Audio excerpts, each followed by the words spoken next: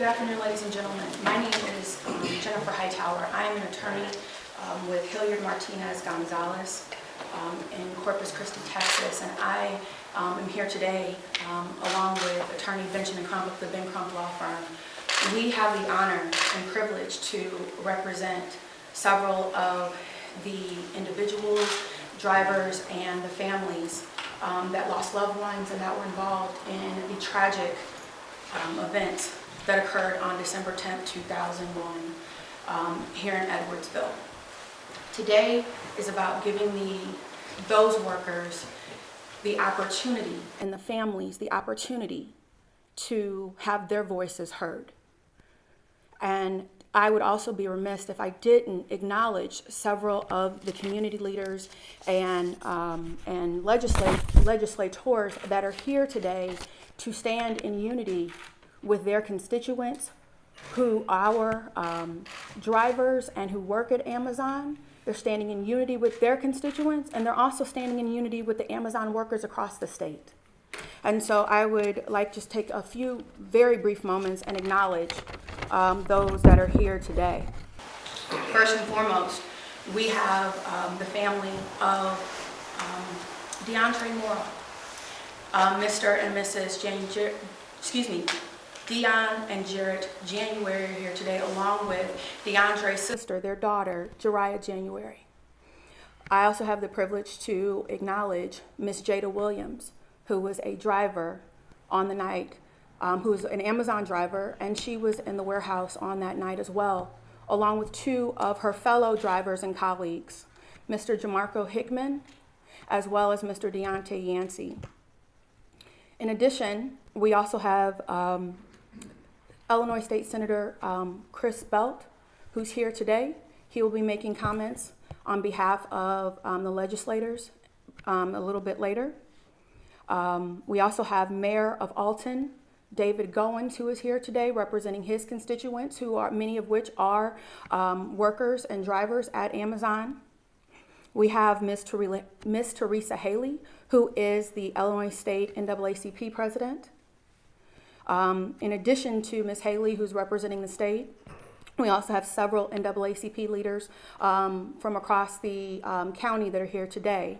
We have Mr. Walt Williams, Mr. Andy Hightower. We have Mr. Phil White, who is a local community leader. He's also an alderman. He's here representing his constituents and that are members of the Amazon community. We also have Victor Valentine, who is a Madison County board member. We have several individuals that are here today, again, standing in unity, standing to support Amazon workers from across the state. So at this time, I have the privilege to introduce my colleague, nationally acclaimed attorney, Mr. Benjamin Crump. He is here to give some comments and to help shed some more light on the situation.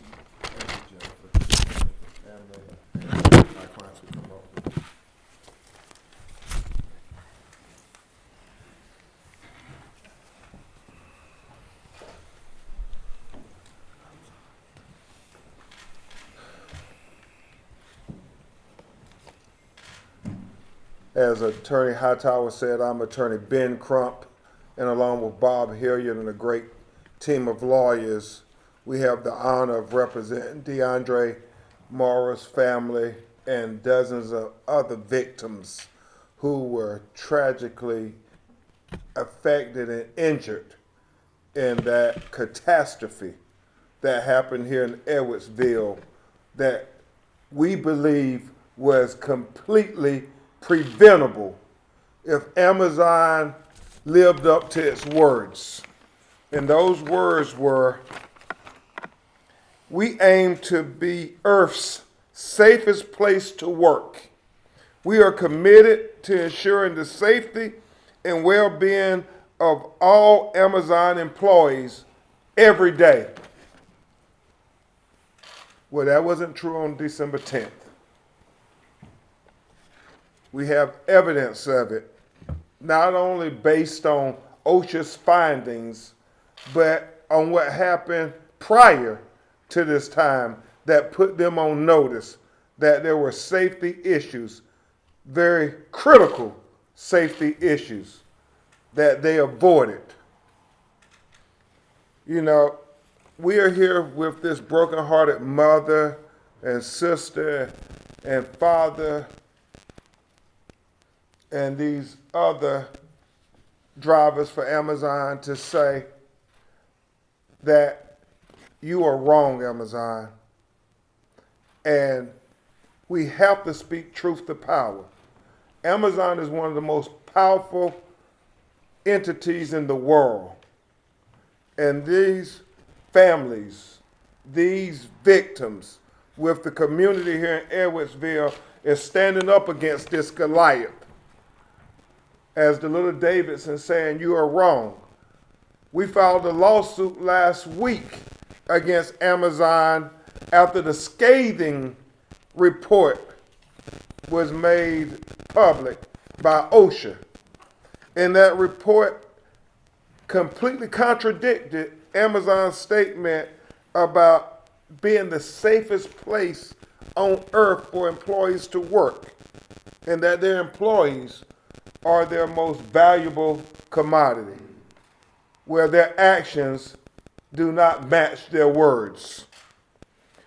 Because Amazon, if you were so concerned about safety, then OSHA would not have cited you for not having a plan, a simple plan to deal with a tornado that you knew about 36 hours prior, that you told your drivers, and you'll hear from them, that they must come back to the warehouse instead of going to be able to shelter in place with their loved ones. But OSHA found they had no plan for this. Remember, and we'll talk about this in a minute, this was not the first time lives have been lost of Amazon workers due to a tornado and people being forced to be in a warehouse. They also found, and you talking about irony. OSHA found that there were no storm or emergency shelters that the employees could go to once they were forced to come back to the warehouse. A storm shelter, an emergency shelter, the very shelters that Amazon sells on their website, they could not put at their warehouse. You talk about hypocrisy. You project to the public, buy emergency shelter from us, a storm shelter, to make sure you're safe during a disaster, but yet you don't put any on your warehouse, land and property to protect the people who you said are your most valuable commodity. Their actions don't match their words. You'll hear from the survivors here because that's what they were. They'll tell you they thought they were all going to die that night. OSHA found that there was no megaphone. The PA system had failed, and that the megaphone that they were to use in a time of crisis was locked up. And so you had dozens of people in that warehouse with no direction from anybody. They knew that the building was shaking and falling down, but yet there wasn't even a megaphone to give them direction. It was every man for himself. Because Amazon, their, higher ups were nowhere to be found. It was just the Edwardsville citizens who needed that job, that were threatened if they left, they would be fired. It was just them in that shelter with no direction, trying to figure out how do we survive being in this warehouse during a deadly tornado, witnessing their other co-workers being killed. you can only imagine the mental anguish as they thought about what's going to happen if I die. What will happen to my children, my parents, my brothers and sisters, my wife, my husband? That's what they were thinking about. And that horrific, what must have been one of the most horrific times imaginable, in that warehouse, not able to find where to go, what to do. They were all rushing into bathrooms because it was told to them that was the safest place to be. But if you've ever been in that warehouse, it's very big. You got to figure out where the bathroom is at. And they're saying some people go to this bathroom, some other people go to that bathroom, and you don't know who to listen to because, one, there was no safety plan. Two, there was no megaphone, nobody of authority there to give them direction. And as we stated earlier, there was no plan for this very foreseeable event.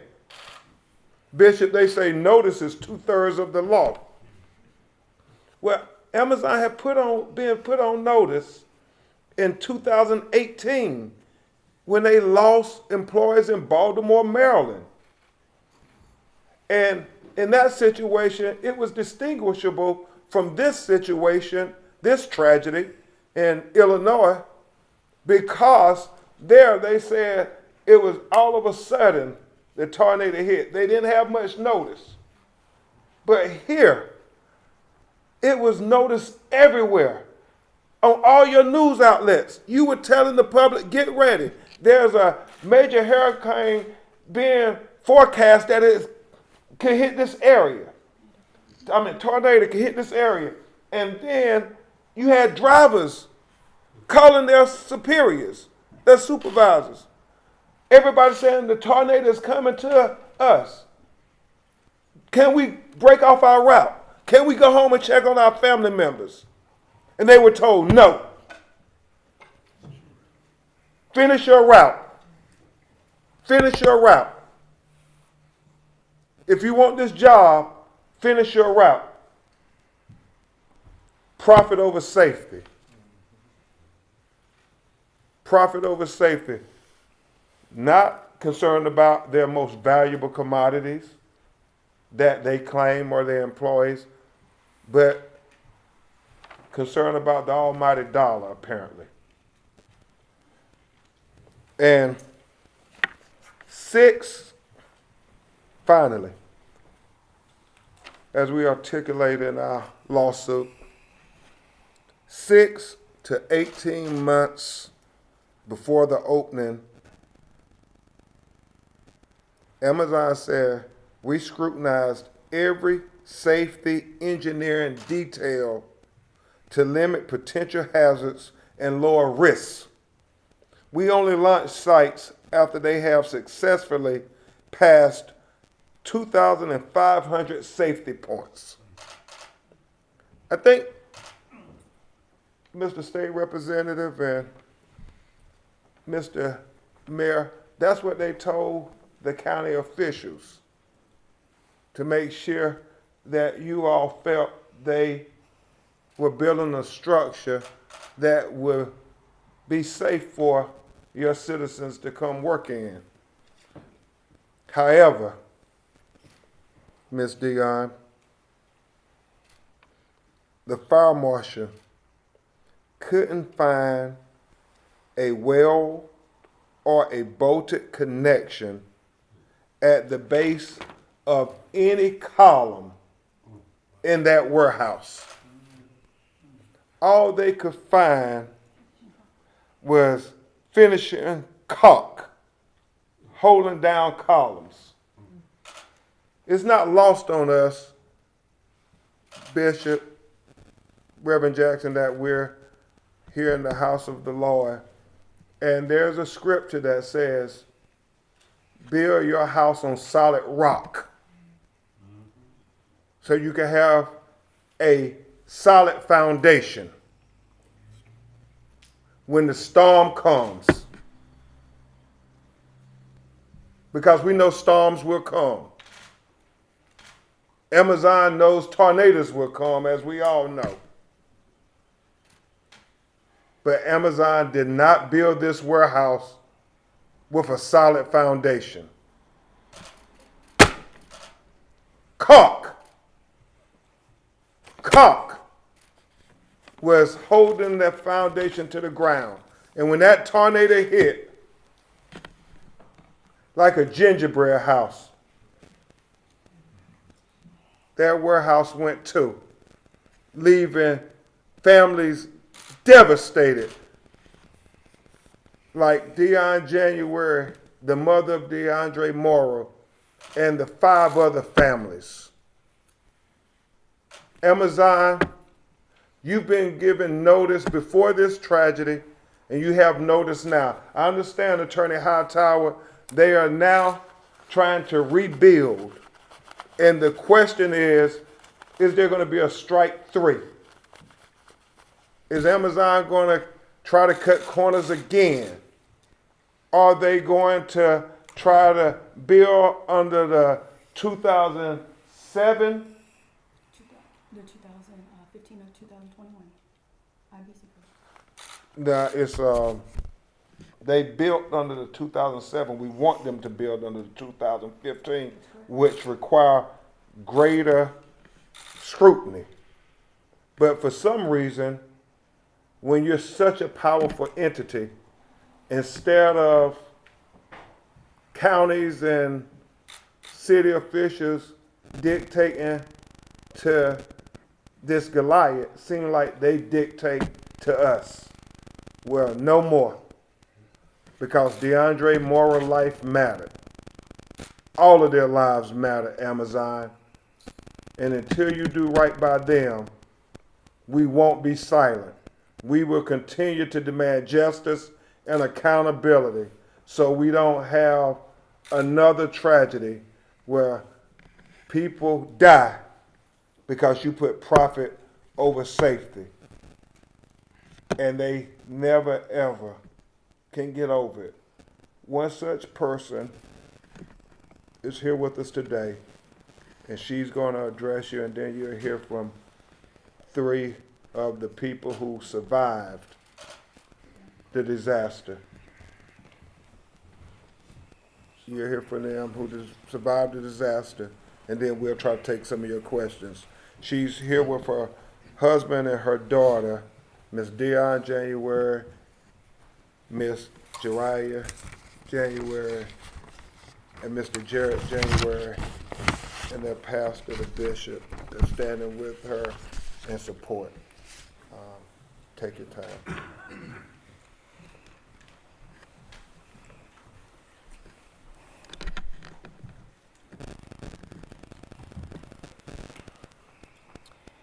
Because of Amazon's apathy and greed, I had to do what no mother should: bury my child.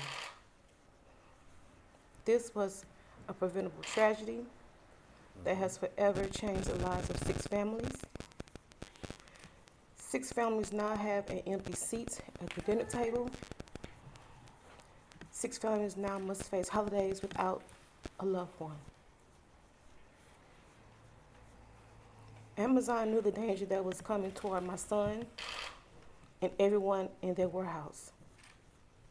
Instead of doing the right thing, they brushed it off and prioritized a stranger's package over my son's life.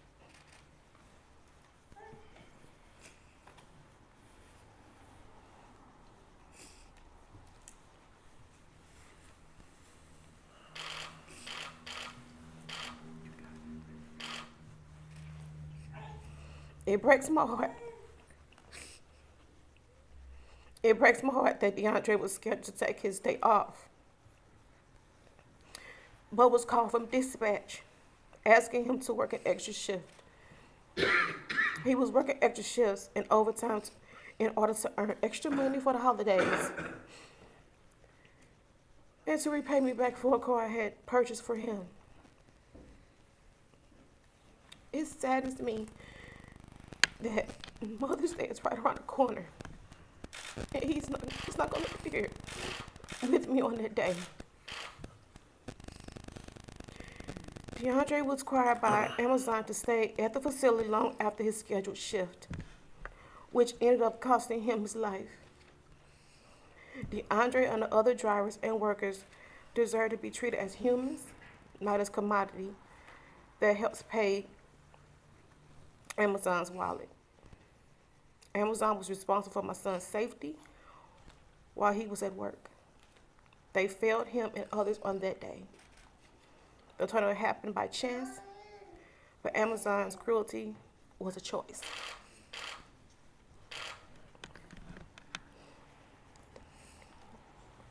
Tell them a little bit about who DeAndre was. Let's talk from the heart. Tell them who your baby was.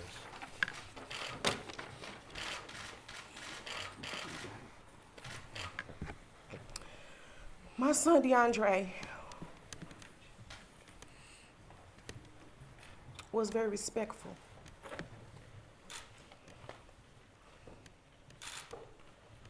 Honest.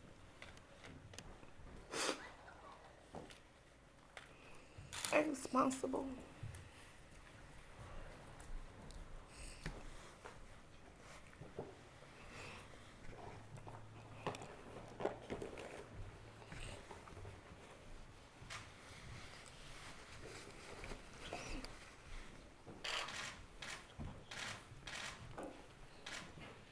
He was 28 years old.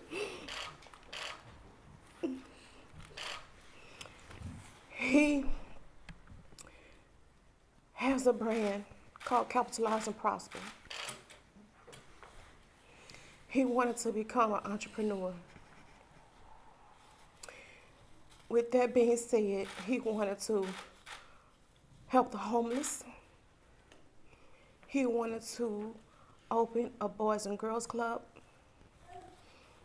He also wanted to open laundromats and also car washes.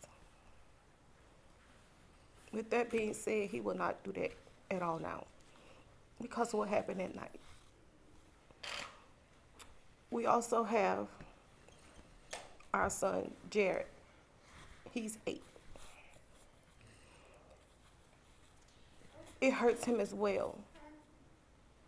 We have a picture at home, and he wrote on the picture, "Jared loves you," with heart on it.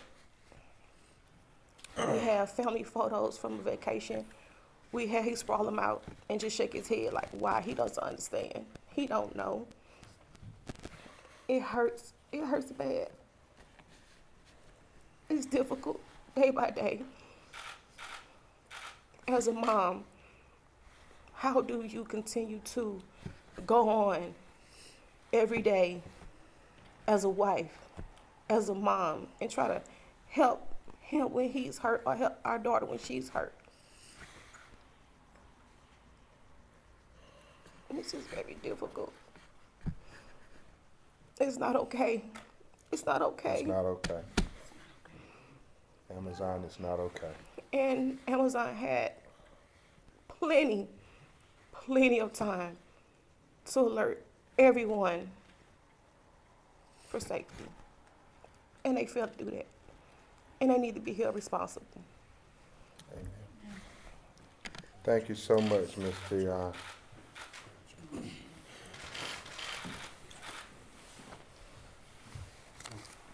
Thank you very much, Ms.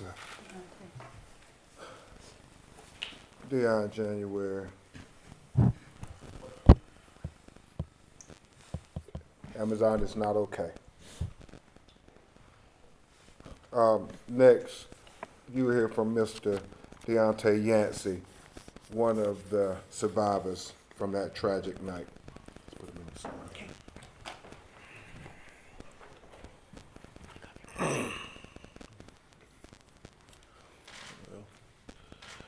I remember this day way too well.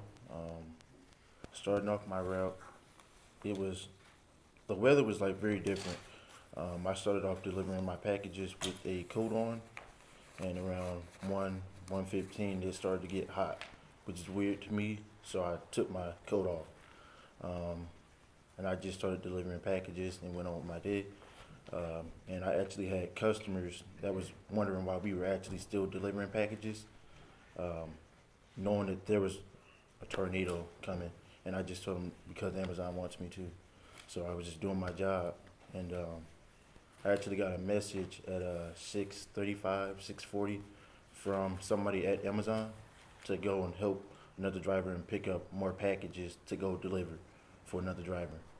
And I wasn't even done with my route yet, which didn't make sense to me. Obviously, I didn't know that a tornado was coming at all. But I decided not to take it because I had about 30 more stops to go. And I was about 45 minutes out, and I have to go back, fill up my van, and make my way back inside. But I will say this, that if they cared so much, they should have recalled all drivers and all Amazon associates before the tornado hit, and even before the warnings. And all those lives could have been prevented. How has this affected you? And it's affected me a lot. I wasn't really able to eat, really get out of my bed because it was a dream. It was basically a dream for me. And I thought I was going to die. I'm not going to lie to you. And I know that I'm just going to say how it is. They didn't care. They didn't care about any of the drivers' lives. We're just still out there delivering packages. And there was people still delivering packages as the tornado was actually hitting the center. And all drivers, like, we deliver all around the metro area, from St. Louis, Godfrey, everywhere. And there were people delivering packages that night as we were inside, bracing for impact. And the bathroom that we had, that we went inside, it wasn't that big. Wasn't that big at all.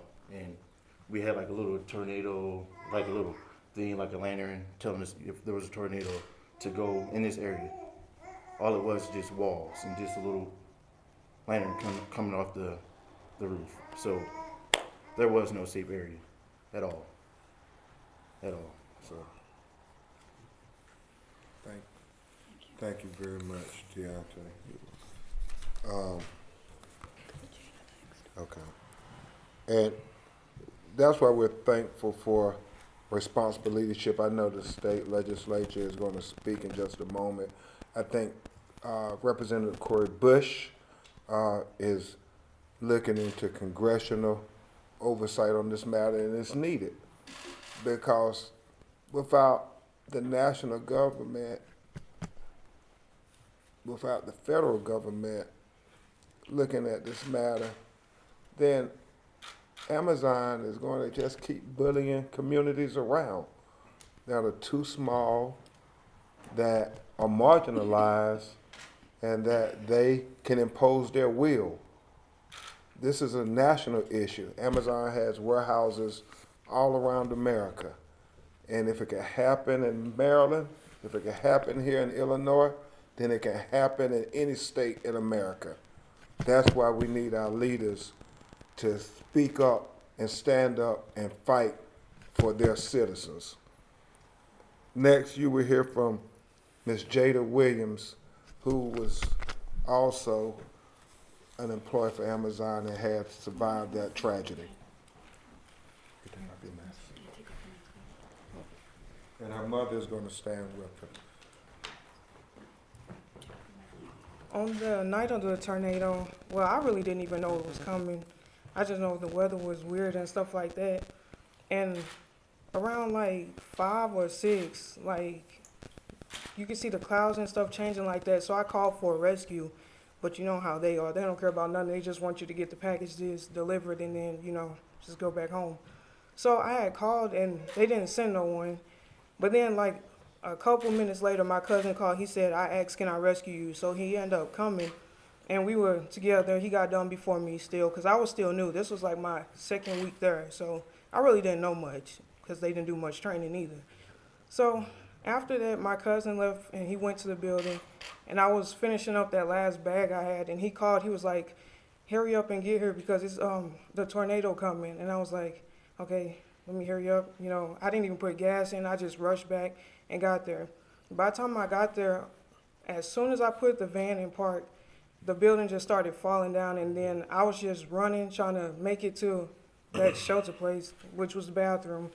And by the time I made it back there, I just couldn't believe what I was seeing. And then my cousin, I seen him crying, and then I seen everybody else panicking and stuff like that.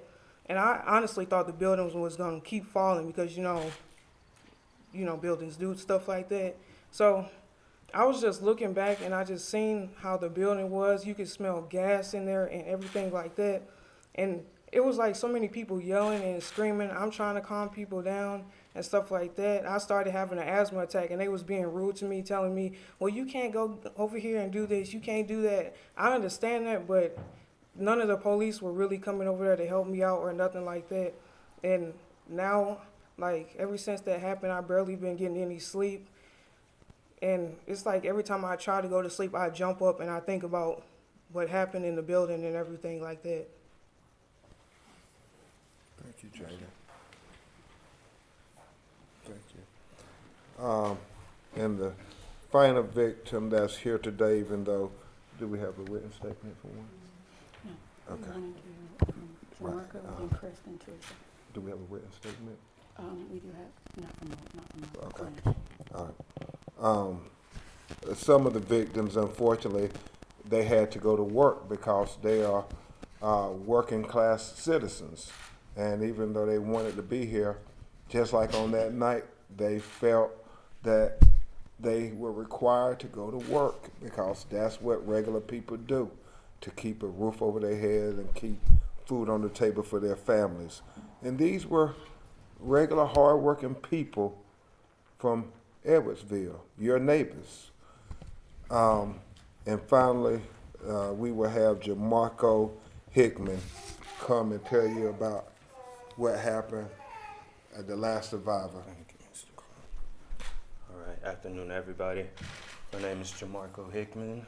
I was a delivery driver for Amazon. I worked there for 4 months when the building collapsed. I left home that day looking forward to the holidays. Christmas was approaching. December is a month which Amazon refers to as peak season. So my van would be stuffed with well over 300 packages at times. They had incentives that if we delivered 200 packages at least, we get an Amazon holiday gift card of $25, which I felt wasn't a fair trade-off, but still I continued to work hard every day, busting my butt. But upon my arrival, I was told to go to the bathrooms, and I was not allowed to leave.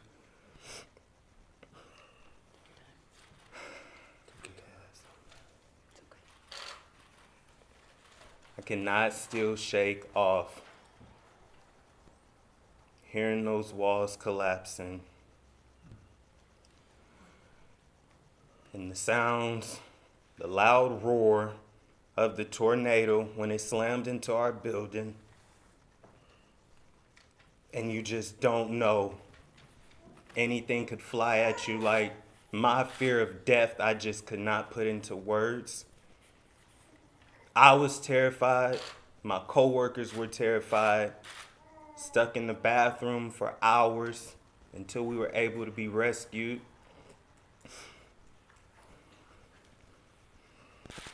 Since the collapse,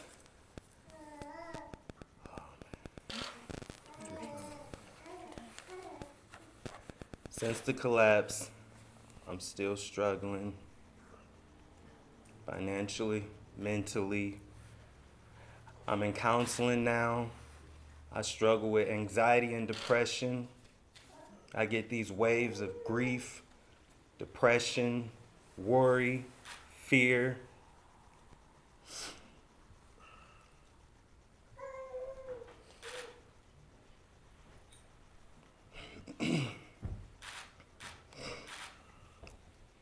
I lost my car.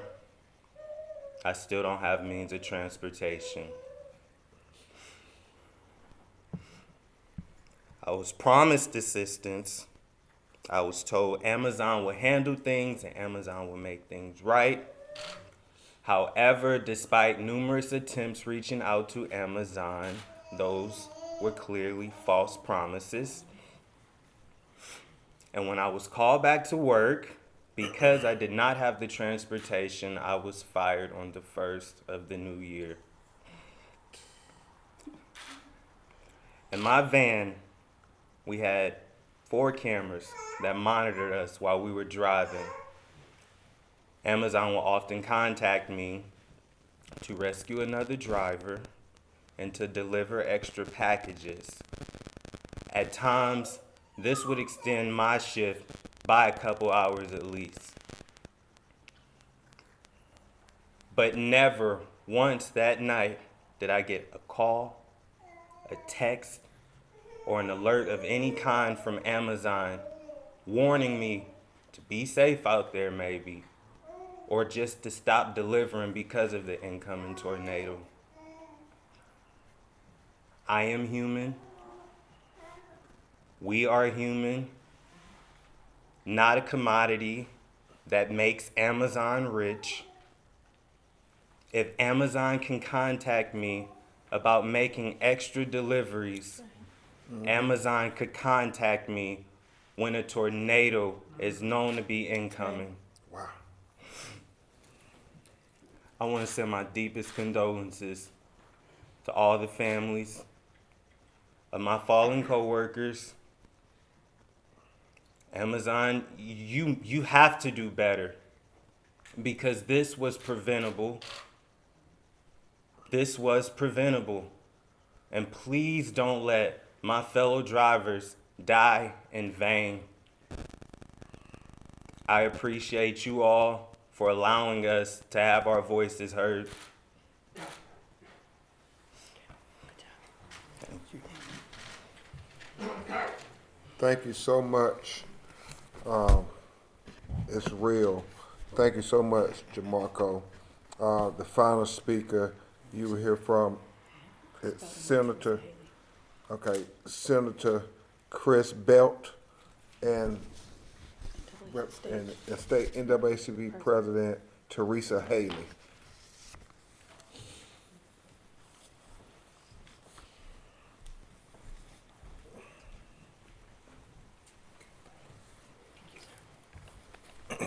Good afternoon. First and foremost, on behalf of Rochelle Crow, State Senator for the 56th District, and LaToya Greenwood, State Representative for the 114th, they asked me to make sure that I tell you that they stand in solidarity with you all, but they just could not be here. Today I come before you. I had, last night I put a speech together to speak once I got here and before you. But listening to the families and the survivors, I'm going to speak from my heart. In what should have been the merriest time of year for you, tragedy struck in the form of a tornado, EF3. And I echoed the sentiments of each and every one of you who come in front of us today. It did not have to happen. There has to be a premium put on employee safety more than profit. Amen. And as I sat there, I watched this, what we call the survivors come up. I watched you, your leg just shook. I watched you and I watched you, and if you were a soldier coming back from a war-torn land, we would recognize that you're suffering from PTSD. Yes. But you're just here and you're making it the best way you can, and as we round into spring and what we know as tornado time of the year, my heart goes out to you. Because when you hear those sirens go off, what is that going to do to you? When it's dark and it's overcast and the wind picks up, what is that going to do to you? You suffer. I heard one of you say you're not eating and you suffer. You have all the classic signs: depression, anxiety, angst. All of that is going through you. And you know, if I were to look at you, if I saw you in the parking lot, I wouldn't be able to tell that, right?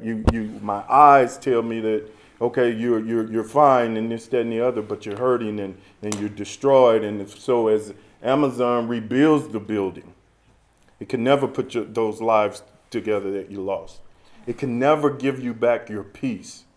And at some level of the game, we got to push humanity, and we got to get over political expediency and commercialism and do what's right for humanity and people. Amen. Right? And so as a state senator, I have some play in that. I have some say in that, you know, as a policymaker. When I go up to Springfield, I can talk about these issues and we can move things forward. We will never be able to give you back and make you whole and give you what you lost, but just know going forward that they've had an impact on me. Okay? Sitting here listening to you and seeing you, and I give you all the love and respect that I can muster to give you, because each and every day you wake up, it has to be hard. That's right. Right? I just, again, you're suffering and you're suffering in silence almost. It's damaged your life, and as you try to move forward, pick up the pieces, again, I just fear. You know, my wife, as I drove here, she told me the tornado sirens went off. Right? And we know what that means around here, because every year it's the same old thing. When you get to springtime around here, it's thunderstorms. It's you know, tornado sirens go off, and that's a sign for us to, okay, let's plot out and let's know where the exits are and where we go. But it's even more than that to you all now. You hear that thing, you freeze up, you know, because of what the significance of it is. And so I'll end just by saying I pledge my support to you. I did a week after the event at the Vigil. I was out there. I'm here for you. We're going to make sure, again, that there's no reason profit should come over safety, dignity, and decency. We got to push humanity forward. I pledge to do so, and so do my colleagues. God bless each and every one of them. Thank you. Thank you, Senator Belt, for your leadership. And the final speaker, Ms. Teresa Haley, President of the NAACP. A great leader for our community. I want to say to the family, I am so sorry for your loss. This is not what diversity looks like. A lot of us in the room today, we shop through Amazon. Maybe we need to protest and stop shopping. But what will that do? We need our community, our Black community, to be employed.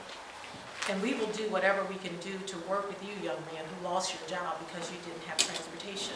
And I would say to people who are out there listening, if you have a car, if you have a company, donate a vehicle to this young man so he can get back on his feet.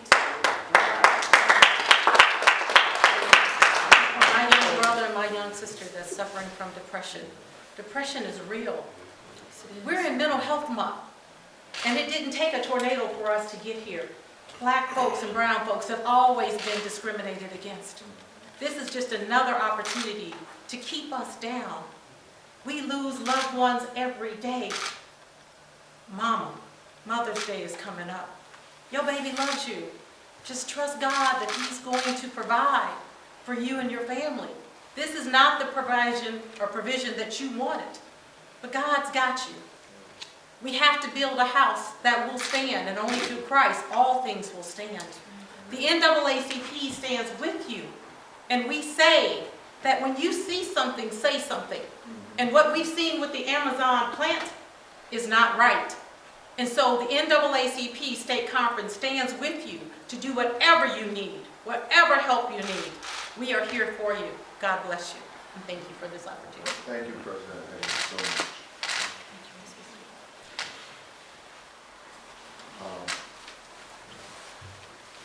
Ms. Dion, you can join us and the survivors, we'll try to take a few of your questions.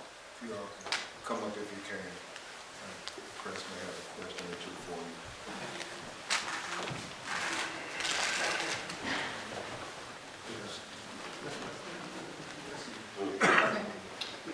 Any questions? Yeah, this goes out to kind of the victims, the survivors, and the family. You know, what would you like to see as an adequate response, you know, from what we know now from Amazon?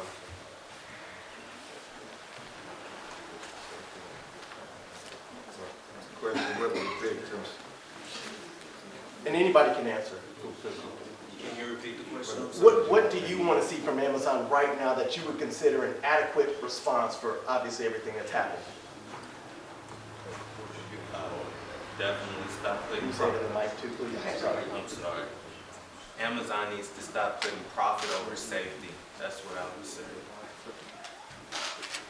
Any other questions? Yes, ma'am. Where do things stand with the investigation itself of that building? We know the OSHA report came out, but the city of Edwardsville hasn't been real forthright and forthcoming with where things stand.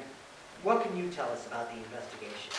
At this time, we are unaware of what the city of Edwardsville is doing.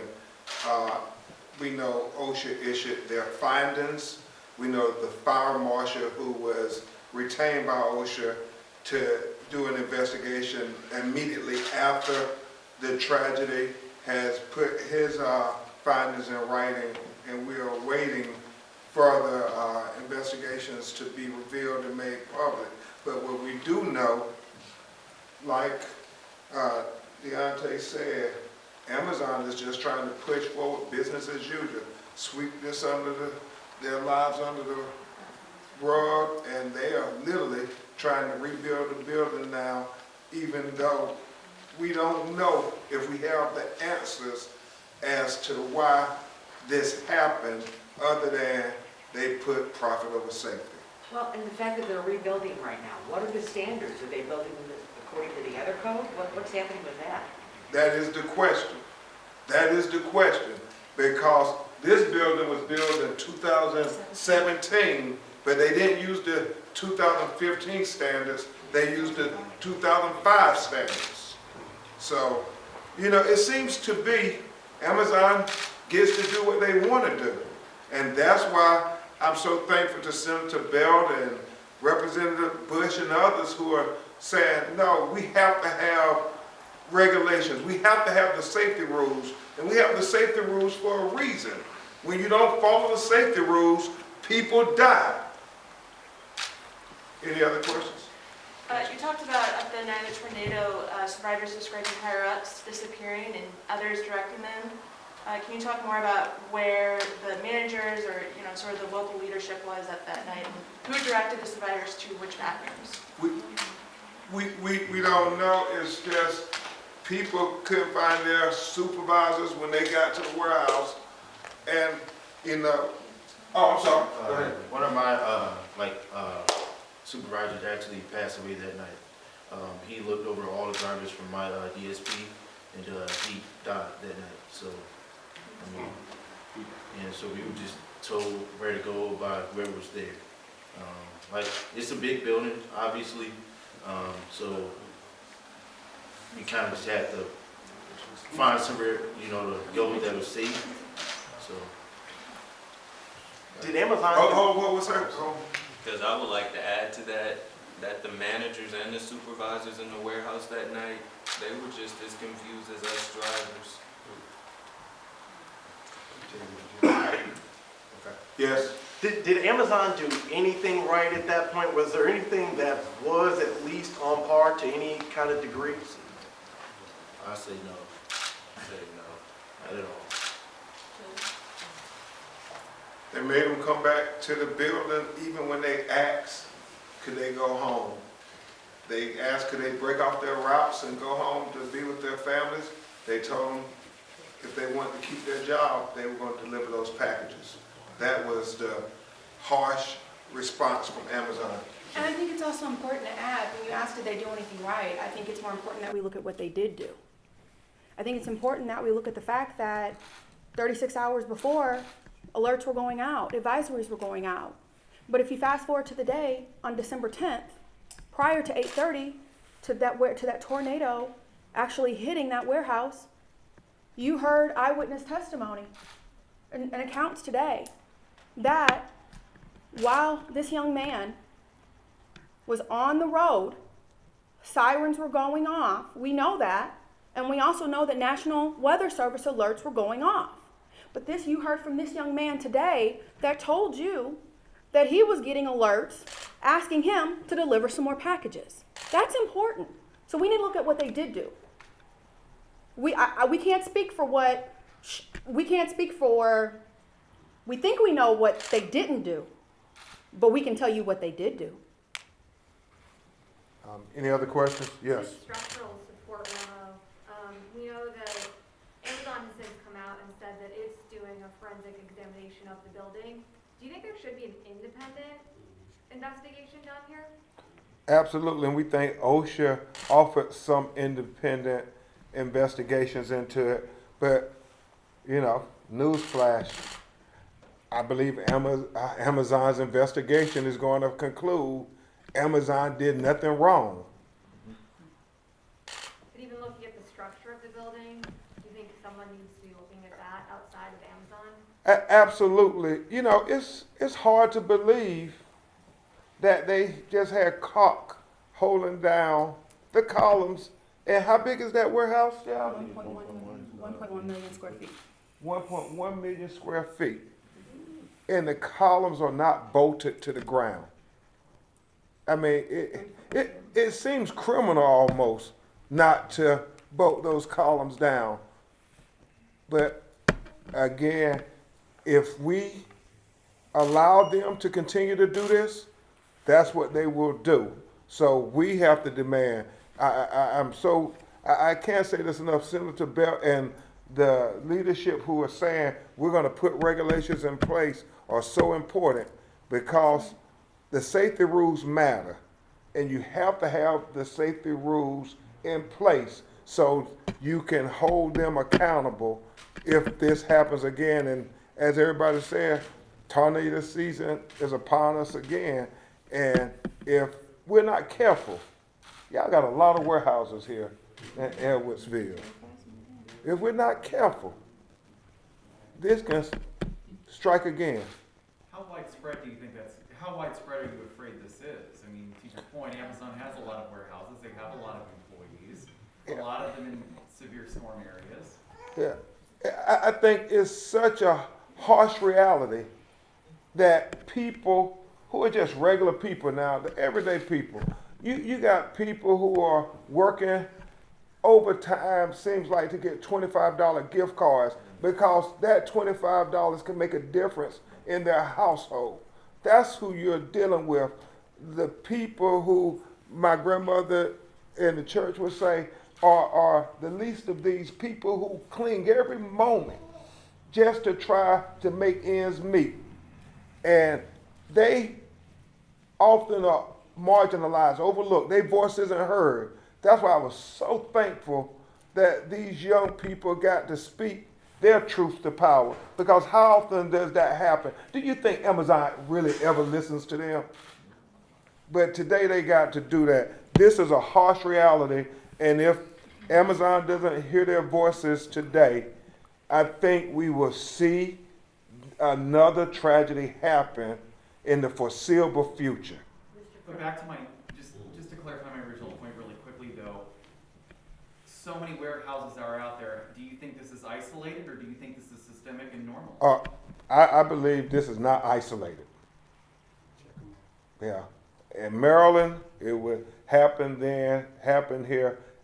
We, in our lawsuit, put forth reasons that they're cutting corners, and it is foreseeable that it could happen in the future. Yes, ma'am. I want to take you back to Edwardsville again. We understand the alleged negligence of Amazon, but what culpability does the city of Edwardsville have in saying you can't build that building right now until we know the standards that you're building it at? Well, that's going to be up to the citizens and the leadership of Edwardsville. Right now, we're not aware that they have told Amazon they can't rebuild the building. Amazon donated $1 million to the Edwardsville Foundation. have any of the survivors or victims' families received any of those funds or any outreach from that organization? I actually did apply to that in February, but because I was terminated, I got a letter saying that I wasn't eligible to take that grant. So terminated after. Do you know how much money you were expected to get, or how much did they tell you any dollar amount? They didn't tell us anything at all. They just said that if we needed help to ask, and I applied as well, and no luck. So I knew I wasn't going to be able to go back because I think it was 2 or 3 weeks. It wasn't enough to grieve at all. It wasn't. So. Any last questions? Yes, sir. If they're gonna rebuild, would you want them to have a storm shelter built in the new facility? And going forward, do you think that's what the standards, either state, local, or federal, should be? Well, and that's the very least the state, local, and federal standards could be. And Amazon, I mean, go to their website. Don't take Ben Crump word for it. Why they tell you to buy one of their emergency storm shelters for when these natural disasters come, you can feel safe. That's what they're telling the public, but they're not even following their own advice. It's hypocrisy. Do you want to say anything? Thank you all very much. We will keep you updated.